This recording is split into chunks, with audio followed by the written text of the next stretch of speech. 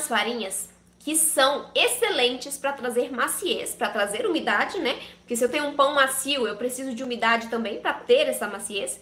Então, a maciez e a umidade estão bem diretamente ligadas ali, né? Então, a gente precisa de algumas farinhas, por exemplo, que quando a gente adiciona, melhora essa característica de maciez e de umidade, também pode ajudar no sabor. Só que aí o sabor eu vou te dar um cuidado também sobre ele, já já.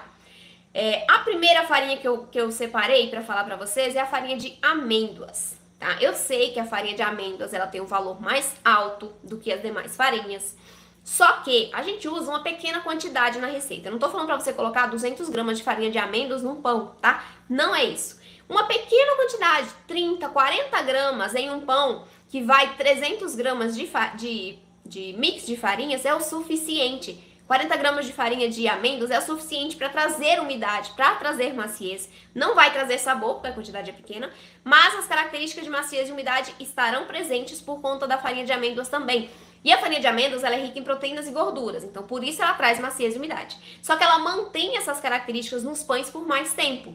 Então no pão que você coloca uns 40 gramas de farinha de amêndoas, você no dia seguinte vai ter um pão ainda macio. Claro que, né, uma receita equilibrada, com os demais ingredientes juntos.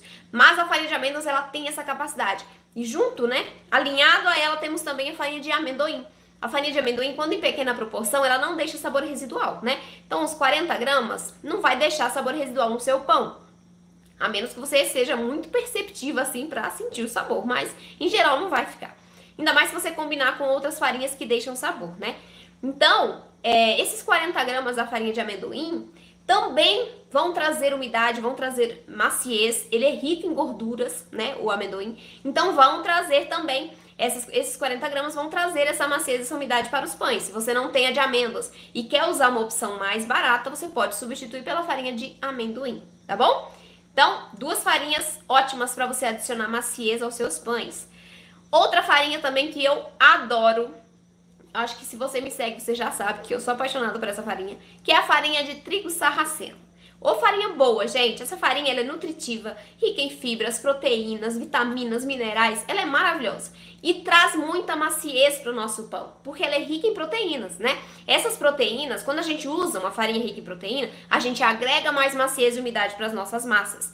Então, a farinha de trigo sarraceno é uma dessas farinhas que, se você coloca ali uns 60, 70 gramas no seu pão, vai fazer total diferença.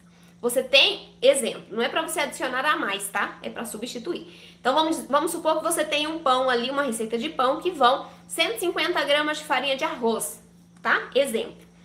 Você pode substituir parte dessa farinha de arroz por farinha de trigo sarraceno. Coloca ali uns 60 gramas de farinha de trigo sarraceno, uns 90 de arroz, né? Para você ter ali um pão que não vai ficar com o sabor tão forte do trigo sarraceno, mas que vai ter maciez e vai ter umidade, vai manter-se assim por mais tempo, tá? Então a farinha de trigo sarraceno é excelente, você só precisa cuidar ali na quantidade para você não sentir muito o sabor residual, porque ela deixa, e muitas pessoas não gostam, tá? Eu não gosto do sabor residual, mas eu amo as características que ela deixa na receita. Então eu coloco uma quantidade menor para obter essas características, mas de maneira que esse sabor não interfira tanto no resultado final. E você pode fazer isso também em casa, tá? E a outra farinha, que é muito boa também, que é a farinha de grão de bico. Ela também é rica em proteínas. Na verdade, ela é uma das farinhas que mais tem proteínas na nossa panificação e confeitaria sem glúten, na nossa área sem glúten. Ela tem cerca de 16% de proteínas em 100 gramas. Então, são 16 gramas de proteínas em 100 gramas de farinhas.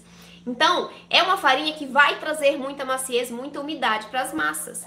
Só que ela deixa um sabor residual bem forte. E tem algumas pessoas que não podem consumir muito dessa farinha porque ela tem aquelas propriedades de fermentação, então você tem gases, né? Você se sente um pouquinho desconfortável às vezes. Eu tenho esse problema, tá? Eu não tinha até um tempo atrás.